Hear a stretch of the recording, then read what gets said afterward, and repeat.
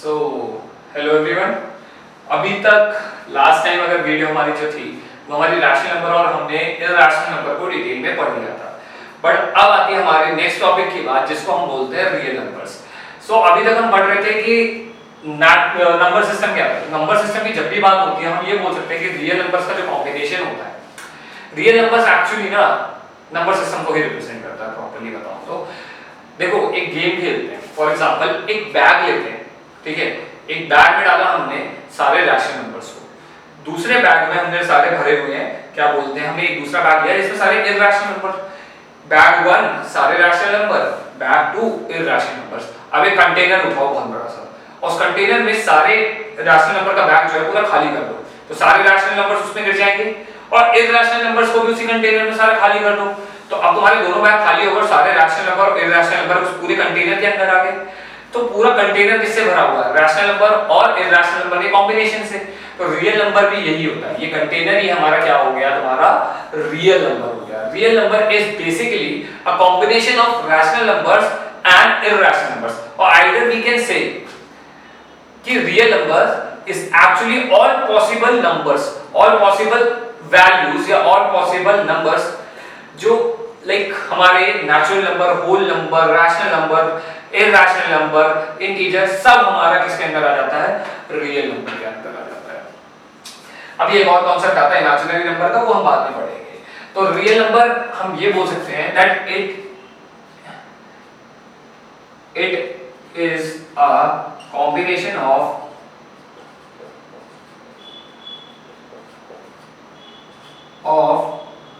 all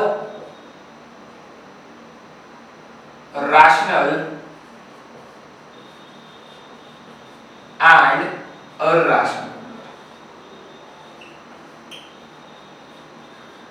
सो मैं ये बोल सकता हूं, अगर कभी ये बोला जाए कि कोई एक रियल नंबर है, तो अपने आप से अज्यूम नहीं करना कि वो 1, 2 या 3 होगा, ठीक है। वो कुछ भी हो सकता है, वो टर्मिनेटिंग नंबर्स भी हो सकते हैं, वो डेसिमल में भी हो सकते हैं, वो फ्रैक्शनल में भी हो सकते हैं, वो non decimal, non fractional numbers भी हो सकते हैं।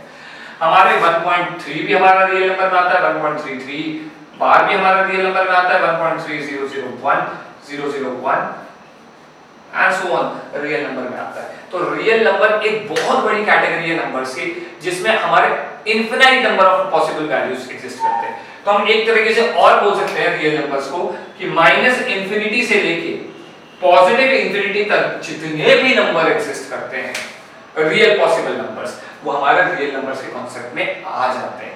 तो हमेशा याद रखना कि रियल नंबर एक बहुत इंपॉर्टेंट क्या बोलते हैं टर्म है। तो कभी भी मान लेते हैं, मैं तुमको थोड़ा सा डिटेल में जाते हैं। मान लो मैंने ये वेरिएबल लिखा है x, ठीक है, क्या लिखा है? वेरिएबल x, और मैं बोलता हूं कि ये वेरिएबल जो है वो क्या है? x belongs to r। r हमारा रियल नंबर को बोलते हैं, x belongs to real numbers, ऐसे लिख देता हूं।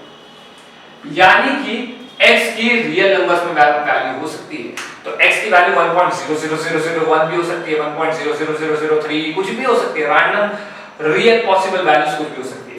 पर अगर मैं यही लिख देता कि x belongs to natural number, यानी कि x की सिर्फ वैल्यूज क्या हो सकती है? नेचुरल नंबर्स, तो ऑटोमेटिकली हमारे दिमाग में आ जाना चाहिए था कि वैल्यू क्या होंगी? 1, 2, 3 non decimal, non fractional numbers, और जो 1 से स्टार्ट होती हो। 1 से स्टार्ट होने वाले ही नंबर्स हमारे क्या बोलते हैं? x की वैल्यूज ली जाएगी, 1, 2, 3, 4, 5 इन्हीं टर्म्स में होगी, 1.1, 1.2 टर्म्स में नहीं होगी। पर अगर वो रियल नंबर बोल दें तो कुछ भी हो सकता है। इसीलिए जब भी रियल नंबर बोला जाए तो दिमाग खोल लेना, सिर्फ 1, 2, 3 non fractional, non decimal numbers नहीं कंसीडर करने से सारे नंबर्स कंसीडर करोगे, डेसिमल नंबर्स भी कंसीडर करने हैं, फ्रैक्शनल नंबर्स भी कंसीडर करने हैं, वरना कभी ये क्या बोलते हैं, बहुत बच्चे गलती करते हैं रियल नंबर्स में सिर्फ क्या बोलते हैं हमारे non decimal, non fractional numbers को कंसीडरेशन करना रखते हैं, मतलब लाइक सोच के रखते हैं कि वही होगा, बट नहीं, अपना दिमाग खोलो। तो मोमेंट रियल नंबर आया तो वो बहुत ज्यादा हमारा क्या हो सकता है कि कोई भी वैल्यू एग्जिस्ट कर सकती है और infinite amount of numbers exist कर सकते हैं, ठीक है।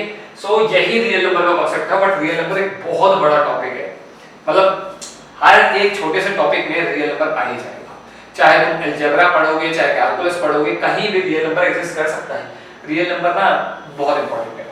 तो अब रियल नंबर को थोड़ा सा हम और डिटेल में जानेंगे सेट के अंदर, जब हम 11th क्लास में एक सेट चैप्टर पढ़ते हैं उसमें थोड़ा और बाकी अभी तक के लिए तो बेसिक कॉन्सेप्ट इतना काफी है। अब आते हैं नेक्स्ट टॉपिक पे, जिसको हम बोलते हैं एक्सपोनेंट्स, या फिर बहुत लोगों के यहां पे बोला जाता है इंडिसेस एंड सरोल्स। ठीक है, बेसिकली कि एक्सपोनेंट्स होते क्या है। ठीक है, तो एक्सपोनेंट्स होते हैं किसी नंबर की कोई पावर आ जाए। तो अब मैं दिखाता हूं, देखो यहां ना थोड़ा सा स्टैटिस्टिक्स भी काम आता है। देखो मान लेते हैं हमने बोला 5, ठीक है, अब 5 को मल्टीप्लाई किया 5 से, फिर मल्टीप्लाई किया 5 से, फिर मल्टीप्लाई किया 5 से। तो हम लोग नॉर्मली क्या होता है, यहां पर हम 5 को कितनी फ्रीक्वेंसी से मल्टीप्लाई कर रहे हैं, 4 टाइम्स, 1 2 सॉरी 1 5 को हम 5 को कितनी बार मल्टीप्लाई कर रहे हैं, टोटल 4 टाइम्स से। कितना कर रहे हैं, 4 टाइम्स से कर रहे हैं, यानी कि 5 into 5 into 5 into 5। इस केस में हम लोग ऐसे लिख देते हैं 5 की पावर 4, क्योंकि मल्टीप्लिकेशन क्या हो रहा है तुम्हारा, मल्टीप्लिकेशन होने की वजह से उसकी फ्रीक्वेंसी देखो ना, कितनी बार कितनी फ्रीक्वेंटली वो मल्टीप्लाई हो रहा है, 4 बार, तो इसीलिए उसकी पावर 4 हो जाएगी।